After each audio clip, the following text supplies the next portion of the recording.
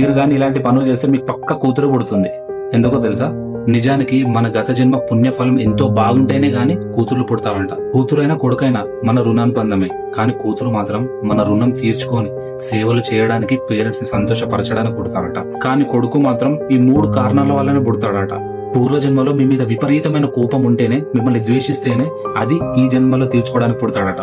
రెండవది, పూర్వజన్మలో మీ కొడుకు హఠాత్తుగా మరణించి అమ్మానాన్నలకు సేవ చేసుకోలేకపోయాననే బాధతో మరణించి ఉంటాడు చూడండి. అలాంటి వాళ్ళు ఈ జన్మలో పుడితే ఆ అమ్మానాన్నలకి ఎంతో అపురూపంగా, ఎంతో సంతోషంగా చూసుకుంటాడట.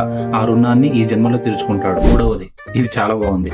మీ కొడుకు, నీకు గాని కొడుకు పుట్టాడో పక్క నీ జేబులు ఖాళీ చేయడానికి పుడతాడు. సో నీకు డబ్బు ఉన్నది 100 కోట్లు ఉంటే 10 కోట్లు, 10 కోట్లు ఉంటే 5 కోట్లు, 5 కోట్లు ఉంటే 100 రూపాయలు. సో ఇలా డబ్బును ఎలా ఖర్చు చేయాలో, నిన్ను మీద నుంచి కిందికి ఎలా తీసుకురావాలో ఈ ఖర్చు చేయడానికి పుడతాడట అని పండితులు చెప్తున్నారు. వీటన్నిటిలో మీరు ఏదైనా ఎక్స్పీరియన్స్ చేశారా? కామెంట్ చేయండి.